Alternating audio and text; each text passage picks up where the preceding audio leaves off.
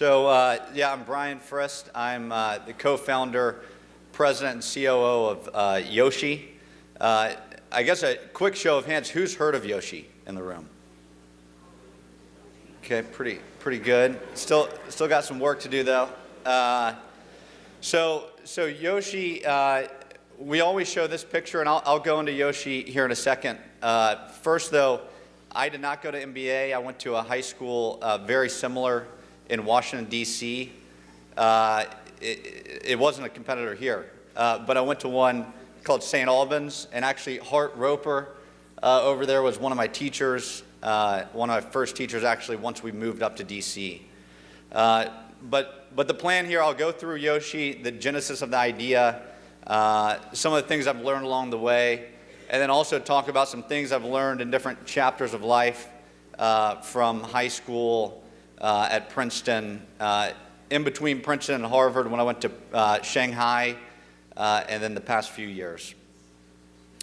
So what is Yoshi? Yoshi, we're a fuel delivery service. At the simplest form, we come on a regular scheduled delivery, and we'll fill up your car with gas, so you'll never have to go to the gas station. The genesis of the idea was about 3 years ago. My co-founder and I were sitting at Harvard Business School trying to figure out something different to do. We knew we did not want to do consulting or private equity or hedge funds, which is basically what 99% of the people leaving Harvard Business School go into. We started brainstorming. We looked at big industries that haven't been touched by innovation in sometimes decades. We looked at healthcare and others. And what we settled on was the gas station model. Gas stations, for the most part, haven't been innovated on in over 100 years. So here you'll see a gas station in DC in 1910. Other than the black and white picture, and they're wearing kind of funny top hats, it's more or less exactly the same thing that you do today. You drive home from work, or you drive home from school in this case, have to stop by the gas station, spend hours each year sitting at the pump in the cold and the rain. You might get your credit card skimmed. Some places gas stations are a little sketchy. So our idea was, could we change this?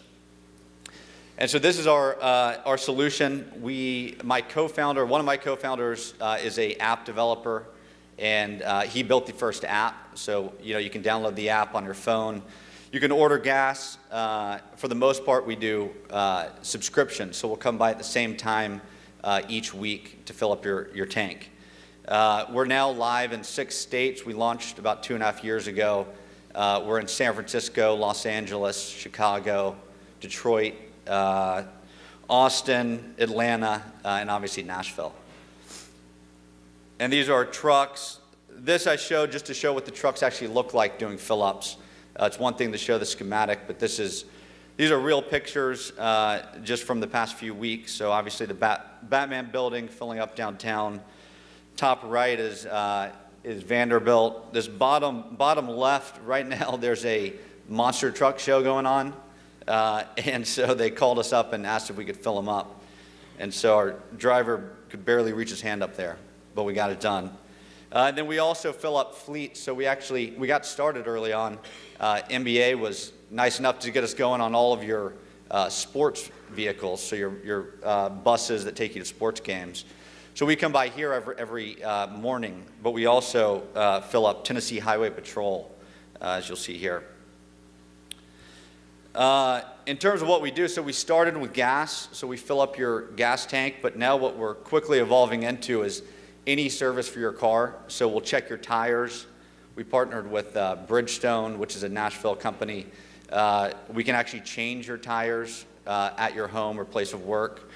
We can change your wiper blades. We can do washes, details, and this is kind of the overall vision, is to completely own anything you need for your car. And this last slide I'll show, then I'll go more into kind of my life story, but this last slide, it's a little bit off the record. I think some of this might be getting filmed, and we haven't announced this yet, but we, 2 days before Christmas, closed a deal where General Motors and ExxonMobil will be making a pretty sizable investment in Yoshi to help us spread throughout the country. And this is what basically what the vision is, and we're actually doing this up on their Tech Center campus in Detroit. But instead of an app, your phone, instead of on your phone, your car itself will do the ordering. So just like Sirius XM radio comes with a GM vehicle, they're going to start rolling out Yoshi in your vehicle. So as you roll off the lot, you'll never have to think about gas, oil changes, anything having to do with your car. We get all that information directly from the connected car itself. So when your gas tank falls below 1/8 of a tank, it pings one of our drivers. We come and fill up your car. You never know it happened. You just get a receipt in your inbox.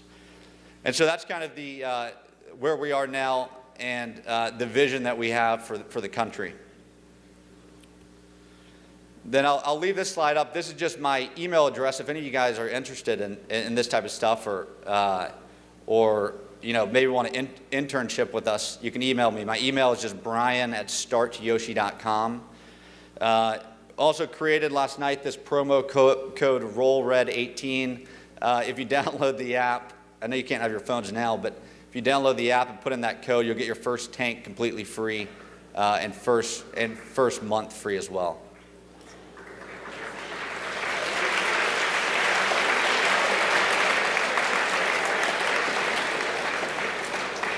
And you can share that. You can share that as much as you want with family or friends.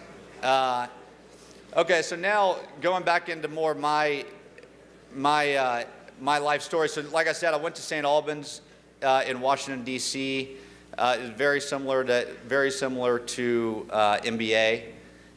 We actually played you guys in lacrosse my senior year. It didn't turn out so well for one of the teams, but anyways, the DC area is pretty good at lacrosse. But so I went to St. Albans. It was an all guys school, probably very similar to you guys. We would have assembly every week, and I remember someone came to the assembly and they mentioned something that kind of stuck with me, and it was that they were never the number one person in sports or math or whatever it is. To be the number one, I mean, you're literally by the numbers, you're a minority. So the majority of people are kind of average at a lot of things or slightly above average, and I think that was the case with me. In terms of entrepreneurship, the people that I've seen that have done really well are those types, kind of the generalists who weren't extremely gifted in one or two things, but instead learned a lot of things and sharpened their abilities in a bunch of different fields. And so that was something that early on stuck with me, and I've seen it to be true. After St. Albans, I went to Princeton, and at Princeton, I actually entered thinking I was going to be a doctor. So I started my pre-med classes. A lot of this was just kind of implicit, not pressure necessarily, but I just always thought I was going to be a doctor. I thought it was the best job out there. I still think it's probably one of the most powerful jobs in terms of actually touching people's lives. I mean, other than maybe a teacher or school administrator. You can have a real impact on people on an individual level. And so I love the idea, but what I basically realized was it wasn't for me personally. I was more interested in business and starting things from scratch. And so about halfway through that, I decided I was not going to be a doctor. It seemed like a big deal at the time, switching my kind of funny looking back, thinking that was even a career trajectory. It's so early.